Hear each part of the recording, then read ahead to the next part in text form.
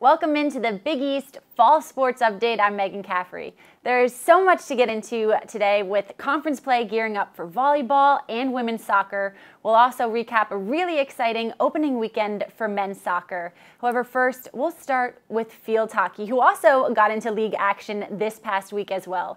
Two teams are in the top 15 in the nation's polls this week, with UConn climbing back up to number 3 after the Huskies' overtime win over then the 6th-ranked Princeton Tigers, and Liberty also checks in this week at number 13.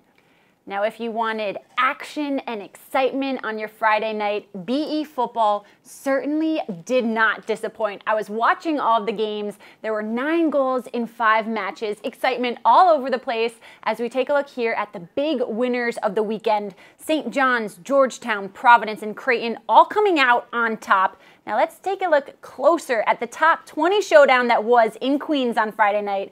Belson Stadium was absolutely rocking. They had a record crowd, the most since 2014. The Johnnies were trailing 1-0 at the half, and then they came back scoring all 3 goals in the second as they took the 3-1 victory over Xavier. St. John's first win over a ranked opponent this season. 2 of St. John's goals coming from Nico Petridis. Now, 2 of the teams who did lose in their Big East openers were able to bounce back as Marquette and Butler capped off a 7-2 non-conference week for the Big East, with the Golden Eagles beating Wisconsin and then Butler taking on the 5th-ranked Indiana Hoosiers at the Selleck Bowl. The Dogs win 2-1. Brandon Gould and Jack Hayward come up with the goals.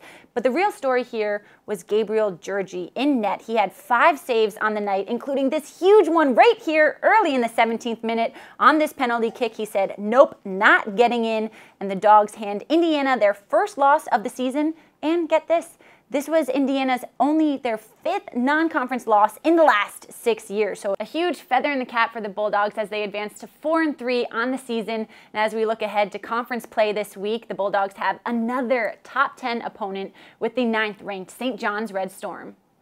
Now let's turn to women's soccer. Women's soccer conference play starts up this weekend. However, before we go forward, let's take a look back at some of the really big non-conference wins that the Big East put up, with Villanova knocking off 24th-ranked LSU, DePaul beating number 11 Kansas, and then Georgetown, who was ranked 15th at the time. They took down the 23rd-ranked West Virginia squad.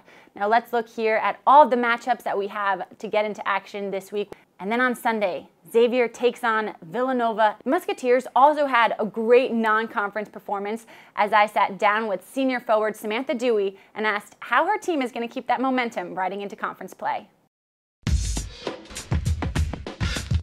The Xavier Musketeers wrap up their non-conference slate with a 6-match unbeaten streak, their longest since 2013, as I now welcome in the Big East preseason Offensive Player of the Year, Samantha Dewey. Samantha, how was your team so successful through the non-conference this year?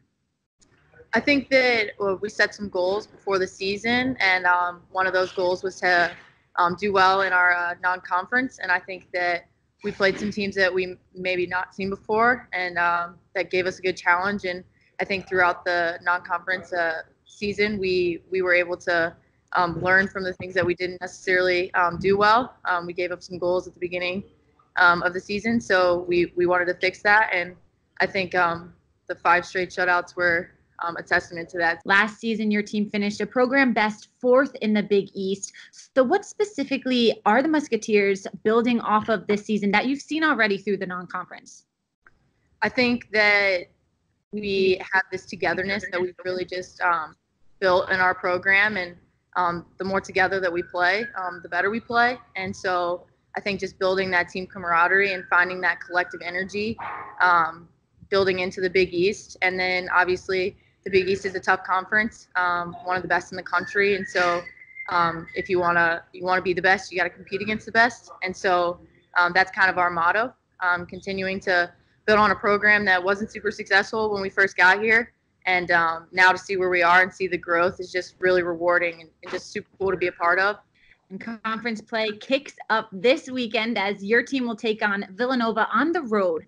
Sam, your team is 5-1-1 away from home this year. How have you guys become road warriors? Yeah, I think that was part of the method behind the madness that the coaches really were preaching to us beforehand. Like, we're going to have a tough non-conference slate, and not only is it going to be tough, like, we're playing on the road, you guys are going to be able to bus a lot, but I think we've really embraced those challenges and made it our own, like just coming together on the bus, coming together on trips, and really being intentional about getting to know your teammates, getting to know what makes them, tick. And I think that we've really put it together on the road and done what we've needed to do and get wins. Samantha Dewey, thank you so much for joining me. She will be carb loading before her game on Sunday against Villanova at 1 o'clock. You can catch that on the Big East Digital Network. Thank you, Sam.